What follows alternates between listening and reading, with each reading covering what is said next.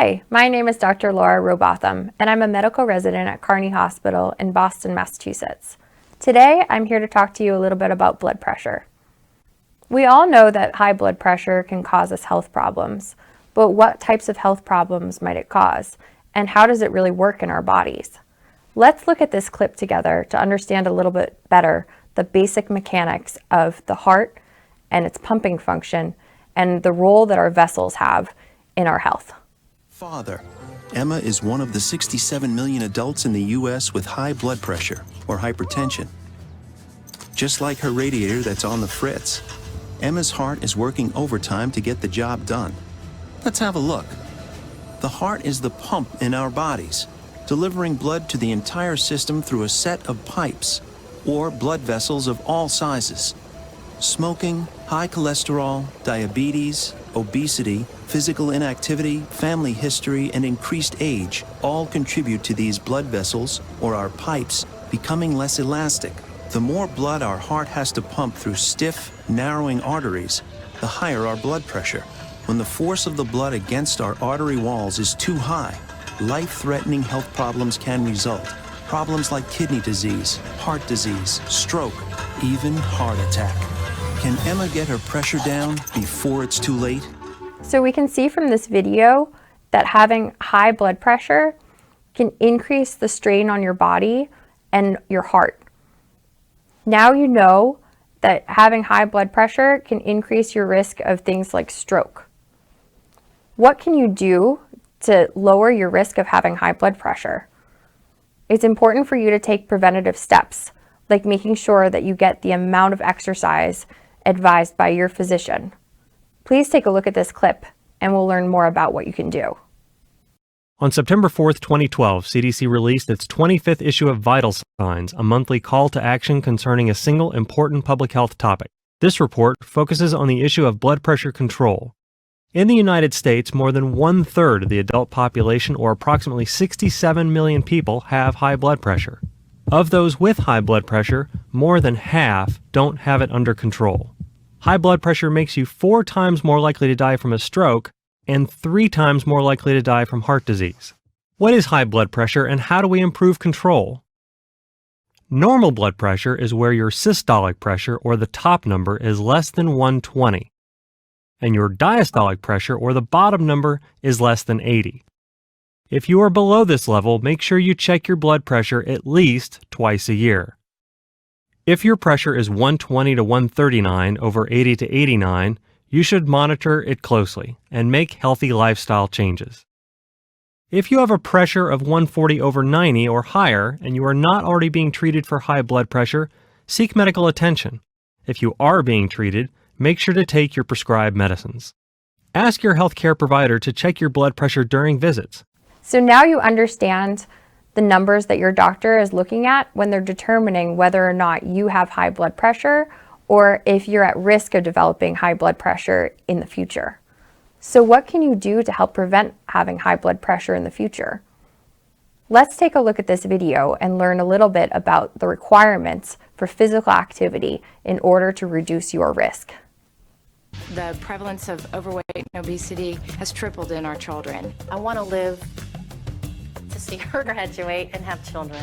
And if they see, dad exercising and eating healthy, I think they have a much higher chance of going that route themselves. Well, physical activity is really good for prevention of weight gain, and it's also good for weight loss if you adjust the calories that you eat accordingly. The minimum level of physical activity to get health benefits is 150 minutes of at least moderate intensity physical activity a week. When I started, I just added 15 minutes of walking 3 times a week. You can start low, you can go slow to try and achieve the 150. You don't have to achieve it all in one day. In fact, as little as 5 to 10% weight loss over time can really reduce the risk for heart disease and high cholesterol and high blood pressure and even diabetes as well. So we can see here that we can increase our physical activities levels little by little to finally get to 150 minutes per week. Those are the recommended guidelines at this point in time. What else can you do to help lower your risk? Let's take a look at this video about salt in the impact of salt in our diets. Facts. Americans consume too much sodium. Sodium raises blood pressure and puts you at risk for heart disease or stroke. What's too much? Most people consume more than 3,400 milligrams a day, but less than 2,300 is recommended. Even less for others. A lot of sodium is hidden in processed foods, not the salt shaker. A regular sandwich can have over 1,500 milligrams of sodium. Guess what? Add a can of soup and you're over the limit. Here's what you can do. Buy fresh, frozen, or no salt added canned vegetables and eat more fruit. Use fresh poultry, fish, and other lean meats. Use low or reduced sodium items and limit sauces and mixes.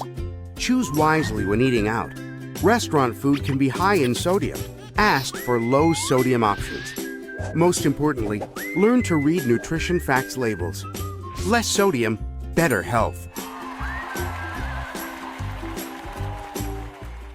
This has been Dr. Laura Robotham talking to you today about high blood pressure and about lifestyle changes that you can enact today in order to decrease your risk of having high blood pressure or decreasing your blood pressure through lifestyle changes if yours is already elevated. Remember that these changes might seem simple, but it's very complicated to be able to enact all of these changes into your life at once. So we'd encourage you to work with your physician in order to work on these changes one by one. Remember that your health is your wealth, and thank you for joining me today.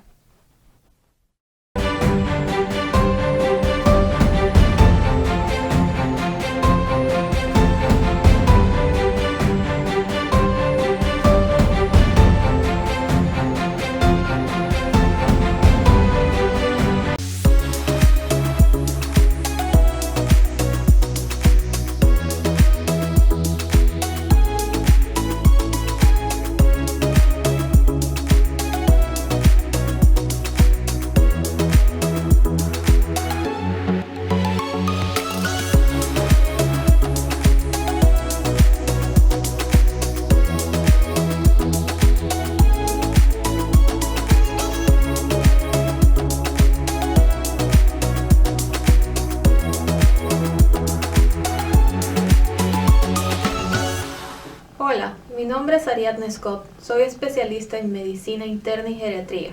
Hoy voy a hablar de un problema de salud frecuente que puede traer serias complicaciones a largo plazo, pero para la que existe un tratamiento, la hipertensión arterial.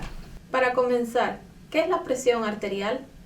La presión arterial es la fuerza de la sangre que circula por las paredes de las arterias.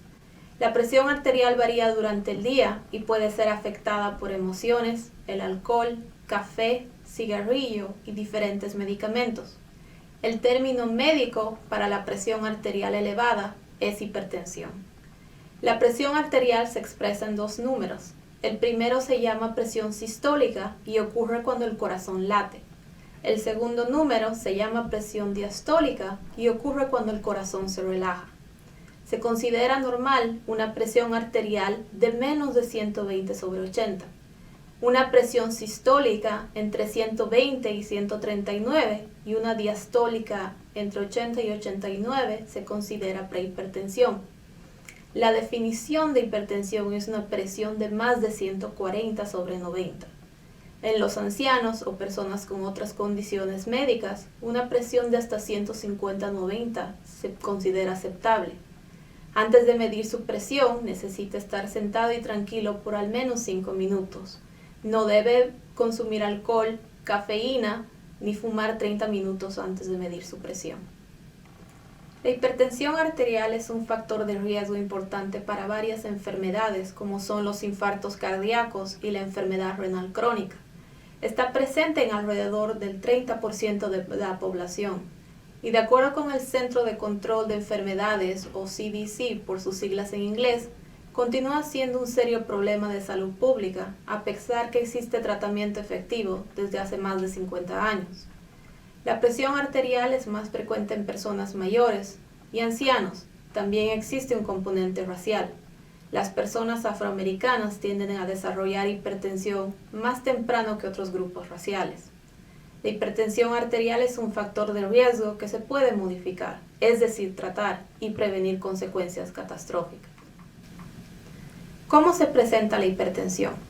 Es importante saber que la mayoría de los pacientes que sufren de hipertensión arterial no presentan síntomas hasta que desarrollan una complicación como un infarto cardíaco o un accidente cerebrovascular. Por eso es tan peligrosa. La hipertensión arterial también puede afectar la visión, ya que causa daño a los vasos sanguíneos de la retina y el nervio óptico.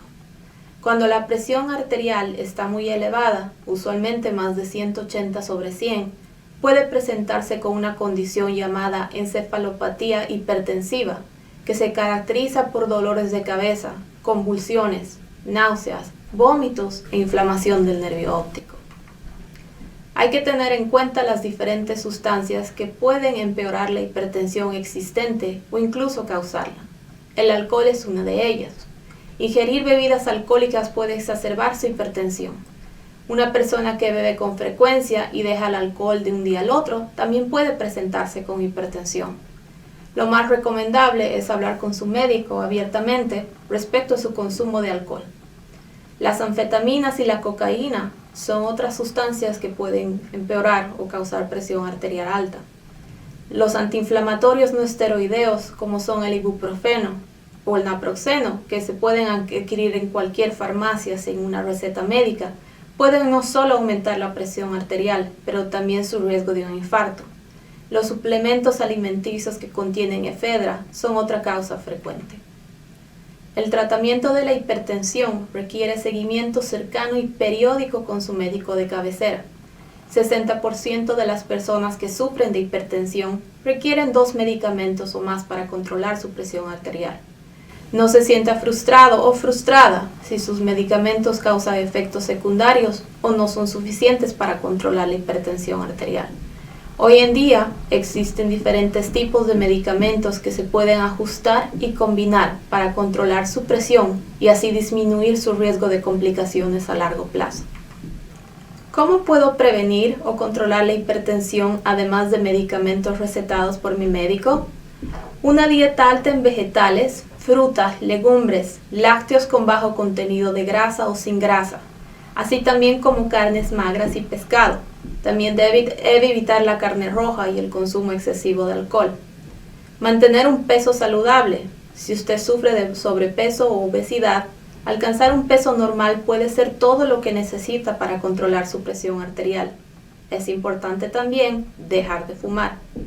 Hacer ejercicio físico regularmente, al menos 30 minutos todos los días. Simplemente caminar por 30 minutos al día puede ser muy beneficioso para su salud. Controlar su consumo de sal y nunca consumir más de 2.3 gramos de sal al día. Antes de usar sustitutos de la sal de mesa, converse con su médico, ya que muchos de estos productos contienen cloruro de potasio, el cual puede causar problemas en personas que toman ciertos medicamentos. Para controlar su consumo diario de sal, se recomienda lo siguiente. Compre vegetales frescos. Si decide comprar vegetales congelados o en lata, asegúrese de leer las etiquetas. Consuma pescado y carnes magras, frescas, en lugar de carnes procesadas. Use hierbas y especias en lugar de sal para condimentar la comida. Cocine la pasta, el arroz y los cereales sin sal. Tenga cuidado con la pasta, arroz y cereales instantáneos, que suelen contener más sodio. Si decide consumir productos enlatados como el atún, puede enjuagarlos con agua para quitarles el exceso de sal antes de consumirlos.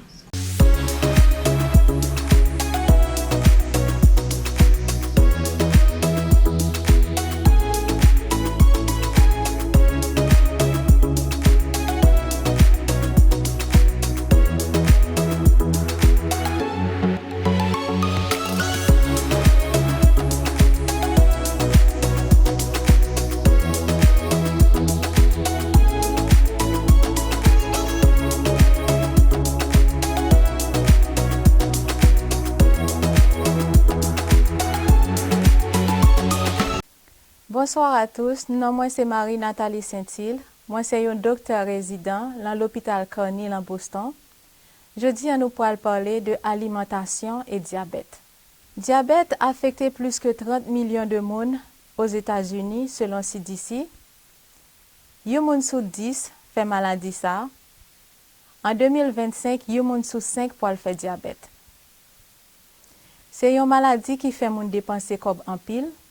Par an, li rive jusqu'à $16,000 selon CDC. Environ 90 à 95% de cas de diabète dans le pays, c'est diabète type 2. Diabète type 2, c'est une maladie qui gen moun rejoint avec histoire familiale ou bien moun qui gen surpoids. C'est ça fait une bonne alimentation à aider à prévenir complications diabète. Études montrent que moun qui plus à risque pour développer diabète type 2, c'est moun qui dans groupe minoritaire. Moun noir, hispanique et américain indien. Malgré pandémie COVID là, diabète était 7e cause de décès dans le pays. Yon moun qui fait diabète ta supposé contrôler sucre chaque jour pour que li entre 80 et 130 avant que le manger et moins que 180 lorsque le fin manger. Lorsque chiffre ça yo pas respecté, moun nan a risque pour venir développer complications à diabète. Parce que vaisseau l'encoli vient former une série de plaques par en dedans qui viennent ralentir la circulation sanguine. Qui complications ça yo yé? Gen complications ti vaisseau dans les yeux, côté moun nan pour développer cataracte, glaucome, ça ou les rétinopathie diabétique jusqu'à la cécité, moun nan vin aveugle. Vaisseau lan rein yo pas ka filtrer quantité sucre qui la dani. Donc moun nan vin développer insuffisance rénale jusqu'à aboutir à dialyse. Maladie nerf qui l'empie côté moun nan vin gen engourdissement, li perdu sensation lan jambe ni lan pied li et li gen dragon plaie que le pas même détecté qui ka vin infecté et vin bal infection jusqu'à la gangrène. Gros vaisseau dans cerveau li qui ka fait moun nan fait stroke. Gros vaisseau dans cœur a affecté tout côté moun nan ka fait arrêt cardiaque. Vaisseau qui l'en pied yo surtout en général affecté côté moun nan gen plaie qui prend éternité pour li guérir et li vin bal gangrène et qui ka abouti jusqu'à l'amputation. Nous pouvons regarder une petite vidéo sur complications qui liées à diabète. People with diabetes are at a higher risk of certain health problems. As a person with diabetes, it is important to monitor and maintain healthy blood glucose levels. High blood glucose levels over a long period of time can lead to heart attack and stroke, blindness, kidney failure, and nerve damage. Heart disease and stroke are 2 to 4 times more common in people with diabetes. High blood glucose levels increase the rate of plaque buildup in your artery walls. The plaque makes it difficult for blood to flow through your arteries and can even block it, causing a heart attack or stroke. A common eye problem in people with diabetes is diabetic retinopathy, which is damage to the eyes. High blood glucose levels over a long period of time can weaken the blood vessels around your eyes. When your body tries to repair itself by forming new blood vessels, it can cause swelling and bleeding inside your eyes. Another complication associated with diabetes is damage to your kidneys. High blood glucose levels can damage the blood vessels inside your kidneys, causing them to leak. Protein and nutrients are lost in your urine, and toxins build up in your bloodstream, which can lead to fatal complications. High blood glucose levels over a long period of time can also cause nerve damage, known as diabetic neuropathy. When blood, containing a high level of glucose, passes through your blood vessels, it can damage them, preventing nutrients from reaching your nerve. When the nerve is damaged, you will feel tingling or burning in that part of your body. When it dies, you will have a complete loss of feeling. By getting daily physical activity, eating a healthy diet, and taking your prescribed medication along with lowering your cholesterol and blood pressure, you can reduce your chances of developing complications from your diabetes. Li important pour moun ki diabétique pour li gen bonne alimentation. Objectif ou bonne alimentation kay diabétique, c'est pour kenbe niveau sucre li stable et ça c'est yon nan moyen pour éviter complications pi devant. Moun qui fait diabète pas supposé sauter repas.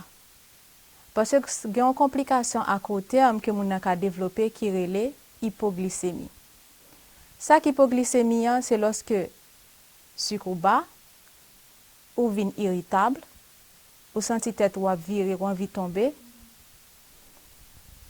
Et ça qui est important lorsque moun a mangé la caillon diabétique, c'est contrôler quantité calories avec sucre que l'a absorbé chaque jour.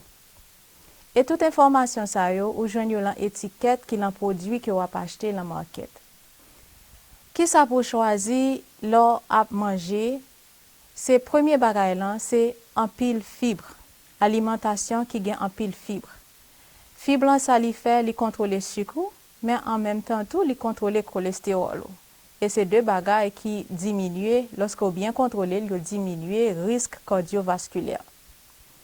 Qui côté au joindre en pile fibre, c'est le pain complet, c'est le riz complet, c'est le légumes, c'est le fruit. Moun qui fait diabète besoin sucre parce que corps besoin sucre pour lui brûler énergie. Mais sucre qu'on besoin c'est sucre complexe parce que lui prend temps pour lui dégrader l'ensemble et lui permet au kembe niveau sucre stable. Et qui côté au joigné là pain complet, au joigné là pâte alimentaire à grains complets, au joigné là fruits, au joigné là pois. Yon l'autre bagay qui est important, c'est que faut nous éviter prendre trop de sucre artificiel. Parce que études pas prouvé que sucre artificiel là pour ralentir risque pour développer complications liées à diabète ni pour prévenir diabète. Donc si vous avez pour choisir, préférez ou manger un fruit. Yon l'autre point important, c'est quantité sel qu'on va prendre. Sel c'est un élément qui va monter tension et qui peut ajouter sous maladie pour risque pour faire maladie cœur et maladie vaisseau. Il est recommandé pour prendre moins que 2,3 g de sel par jour, qui correspond à un petit cuillère. Lorsqu'on achète le market, c'est pour prêter attention à la quantité de sel qu'il en produit que vous achetez et vous avez ça dans l'étiquette qu'il en doit produire. Alcool avec diabète, c'est deux bagages qui pas marcher ensemble. Surtout si moun nan apprend médicament pour diabète, li a risque pour lui faire hypoglycémie que nous te sot parlé tout à l'heure. L'autre bagay encore c'est que l'alcool pour l'endommager foie qui c'est un organe dans corps qui contrôle qui joue un gros rôle dans contrôle sucre. Association américaine de diabète proposé ça un plat diabétique qui permet de joindre une alimentation équilibrée sans qu'on pas besoin de contrôler quantité calories avec sucre qu'on prend. Plat diabétique là li divisé en 3 parties. Moitié la donne est supposé c'est légumes qui la donne. Tant que chou, tant que carotte, tant que tomate, brocoli. Deuxième partie est supposé c'est protéines. On doit joindre protéines animales, viande, poisson. Mais faut éviter viande rouge là avec viande traitée parce que gain plus graisse là-dedans yo cap augmenter risque pour faire maladie cœur ak maladie vaisseau. Troisième portion c'est sucre complexe que nous s'est parlé qui gain là-dedans riz complet, avoine, banane, pois et maïs. On a regardé une petite vidéo qui parle de différents groupes alimentaires qui sont importants quand on est diabétique. Healthy diet is essential for the management of diabetes. The food you eat consists of protein, fat, and carbohydrates. Carbohydrates cause blood glucose levels to rise because when broken down, carbohydrates turn into glucose. Carbohydrates are an important part of a healthy diet because they store and transport energy throughout our bodies. Brown rice, whole grain bread, whole wheat pasta, and fruits and vegetables are all good sources of carbohydrates. As a person with diabetes, it is important to carefully monitor your carbohydrate intake, as high blood glucose levels can lead to health complications. To determine your target carbohydrate intake, your activity level, size, and lifestyle must be taken into consideration. A registered dietitian can help you determine the right amount of carbohydrates for your diet in order to regulate blood glucose levels. Reading the nutritional label will tell you how many carbohydrates a packaged food contains, but not how it will affect your glucose levels. Find the total grams of carbohydrates and subtract the grams of fiber to figure out how many carbohydrates will be absorbed into your bloodstream. When eating out, it can be difficult to tell your carbohydrate intake. You may find it helpful to choose the right foods and portions by simply dividing your plate into 1/2 vegetables, 1/4 grains and starches, and 1/4 meat and alternatives. Rather than simply counting carbohydrates, the type of carbohydrate you choose is important. Carbohydrates that increase blood glucose levels slowly prevent your blood glucose from spiking and provide energy over a longer period of time. The rate at which a particular food increases blood glucose levels is called the glycemic response. A food that quickly increases blood glucose, like a chocolate bar, is given a higher glycemic index rating, or GI rating, and food that affects blood glucose levels more slowly, such as oatmeal, has a lower GI rating. For more information on GI ratings, consult a doctor. As a person with diabetes, it is important for you to choose foods with low or medium GI ratings more often than foods with higher GI ratings. You may find it helpful to keep a food log to document meals, snacks, and portion sizes. This gives you the opportunity to look back to see if you have been selecting a diversity of foods from all 4 food groups. You can also check to see if you have been choosing foods with lower GI ratings. When seeing a registered dietitian, a food log can be helpful in demonstrating your pattern of eating. Diabète c'est pas une maladie qu'on peut traiter. Une bonne alimentation c'est un moyen pour éviter complications qui liées à diabète. Bien manger pour qu'à vivre plus longtemps. Non pas moi encore, c'est Marie-Nathalie Saint-Île. Merci pour attention et à la prochaine.